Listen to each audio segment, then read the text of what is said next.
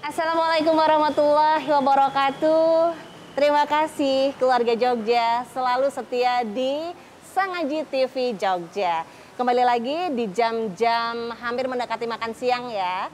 Di jam 10.11 Yosi Winosi kembali lagi ke keluarga Jogja semuanya ya kan. Dengan acara yang sudah ditunggu-tunggu. Karena apa? Di sini banyak sekali edukasi yang bisa didapatkan karena kita memang selalu menghadirkan narasumber-narasumber yang pasti selalu merangkul kita semua untuk tetap fight gitu kan. Jangan lupa loh, tetap terus dengan 5M ya kan. Mencuci tangan selalu, memakai masker tetap ya. Kemudian menjaga jarak itu harus. Kemudian mengurangi kerumunan dan yang pasti mengurangi juga mobilitas. Itu harus terus terjaga supaya kita selalu aman di masa-masa yang sekarang ini memang kurang bersahabat sih ya. Baiklah, seperti biasa di Jo Teng Mojo Teng Beriki ada narasumber yang selalu setia ingin membagikan informasi apa saja kepada kita semuanya. Informasi apa yang ingin dibagikan di hari ini? Kita lihat dulu video yang satu ini.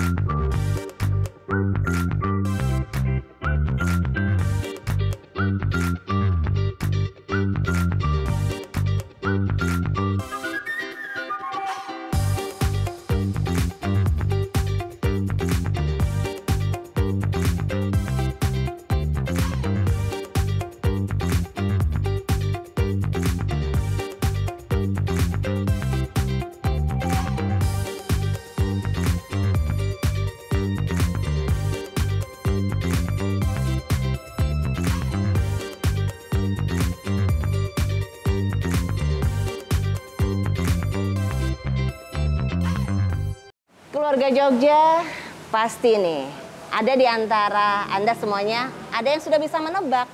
Karena dari video tadi sudah terlihat betapa kayanya Yogyakarta dengan beberapa budaya yang selalu ingin kita banggakan bersama. Dan di sebelah saya sudah ada, selamat pagi. Selamat pagi. Ibu Yeti Martanti. Beliau ini adalah Kepala Dinas Kebudayaan Kota Yogyakarta. Bu Yeti sehat ya? Alhamdulillah sehat. Selalu jaga 5M ya? Ya, harus itu. Harus. Dan saya tahu persis ya, pemirsa keluarga Jogja, Bu Yeti ini selalu mengutamakan olahraga. Iya kan? Sudah olahraga pagi ini Bu Yeti? Iya, alhamdulillah kita suka jalan kaki. Jalan kaki oke. Yoga juga oke. Lari-lari juga oke, iya kan? Ibu yang satu ini penuh dengan prestasi, terbukti ketika menjadi seorang ibu, beliau juga banyak prestasi untuk anak-anak milenial di tahun 2000. Pertama kali kayaknya kita kenalan, Bu Yeti waktu itu mengkoordinir sebuah event yang luar biasa ketika Yogyakarta itu harus menghadirkan Dimas Diajeng. Begitu ya Bu ya? Oke, Ibu itu tahun berapa ya Bu Yeti ya?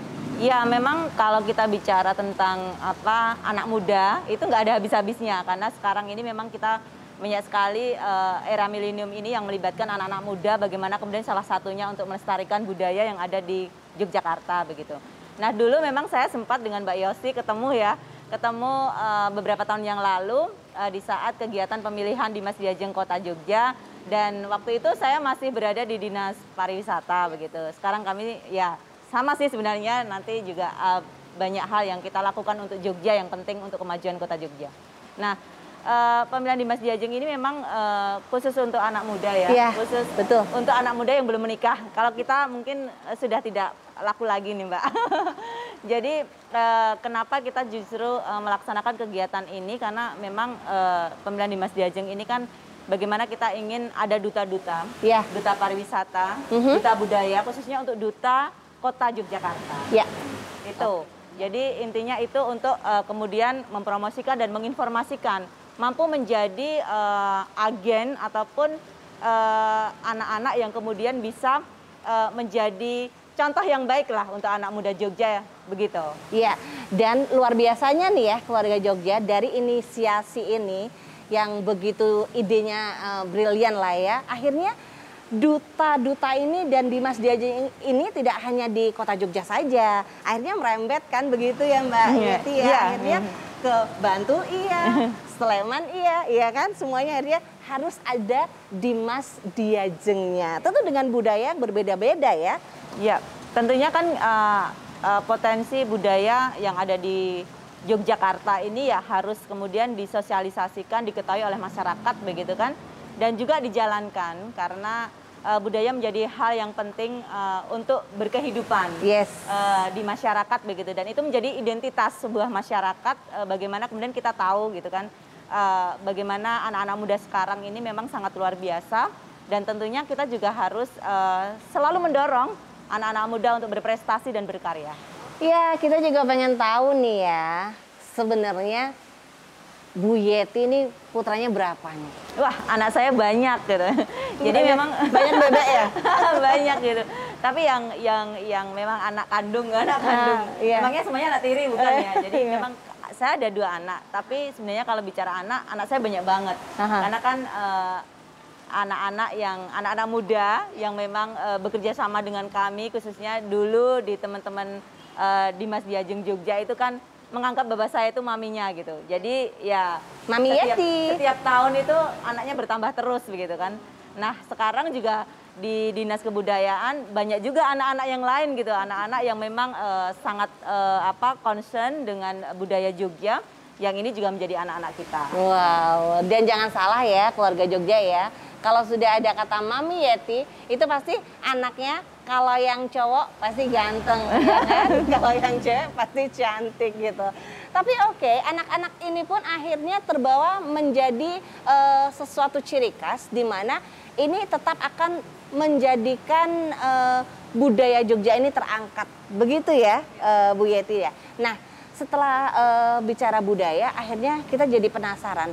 Apakah dulu Bu Yeti kuliahnya di seputar kebudayaan atau bagaimana? Boleh cerita ke kita nih Bu Yeti? Iya, jadi mungkin latar belakang pendidikan ini juga menjadi hal yang penting juga di mana kita sekarang bekerja gitu. Karena ini kan untuk memperkaya, lebih memahami lah apa yang menjadi ketugasan kita begitu. Nah, dulu S1 saya memang di antropologi, di antropologi, kemudian UGM ya? Iya, kemudian S2 saya di Magister Management. Nah, itu yang justru tidak inline ya, tapi justru itu yang kemudian memperkaya untuk kemudian dalam bekerja itu lebih baik lah untuk bisa memahami ketugasan kita begitu. Oke, jadi dengan ilmu itu akhirnya terjun ke kebudayaan ya. Ditempatkan lah karena ketugasan ini. Penugasan gitu ya. Amanah ya. Oke. Dari pariwisata ke budaya, kayaknya dari tahun berapa ya? Kalau nggak salah dulu masih di tahun 2020, tapi bulannya nih, saya lupa. Di bulan Agustus dia, Ibu ada tergeser untuk ke Dinas Kebudayaan ya? Iya. Nah, ini apa nih yang membuat Ibu mungkin senang, nyaman di Dinas Budaya ini? Iya, jadi kebetulan kan saya juga orang Jogja nih. Jadi banyak hal yang memang sebenarnya mungkin kita menjalanin apa yang kemudian menjadi budaya yang ada di Jogja. Tapi itu perlu kemudian lebih dipahamkan kepada semua orang, semua masyarakat yang ada di Jogja, sehingga proses untuk kemajuan kebudayaan ada di Jogja itu menjadi hal yang penting. Bagaimana kita melestarikan dan mengembangkan budaya. Siapa lagi kalau tidak masyarakat Jogja itu sendiri begitu kan? Artinya ini perlu optimalisasi peran serta masyarakat menjadi lebih kita dorong untuk melestarikan dan mengembangkan budaya yang ada di Jogja ini khususnya begitu. Iya. Kalau tidak salah berarti benar ya. Dinas Kebudayaan sendiri ini membawahi divisi apa saja, bidang apa saja Bu Yeti? Iya, jadi Dinas Kebudayaan. Kita ada bidang terkait dengan warisan budaya begitu. Kemudian juga ada bidang terkait dengan adat seni, tradisi, lembaga gitu kan. Kemudian juga ada bidang yang terkait dengan sejarah dan bahasa, sastra dan permusiuman begitu. Iya. Ada 3 bidang itu, kemudian juga kebetulan kami di Dinas Kebudayaan atau Kundo Kabudayaan ini ada 2 UPT. Ada 2 UPT yaitu Unit Pelaksana Teknis Pengelolaan Kawasan Cagar Budaya yang membawahi terkait dengan kawasan cagar budaya yang ada di Kota Yogyakarta, salah satunya Malioboro juga. Kemudian juga UPT Pengelolaan Taman Budaya yang salah satunya adalah Taman Pintar dan ke depan adalah Taman Budaya Embung Giwangan. Wow, cukup crowded ya kalau kita melihat seperti apa aktivitas Bu Yeti ini sehari-hari begitu ya. Walaupun sebenarnya kegiatan di luar pun sudah padat ya Bu ya. Baik, keluarga Jogja jangan kemana-mana. Saya Yosi Winosi bersama dengan Ibu Yeti Martanti dari Dinas Kebudayaan Kota Jogja akan kembali sesaat lagi.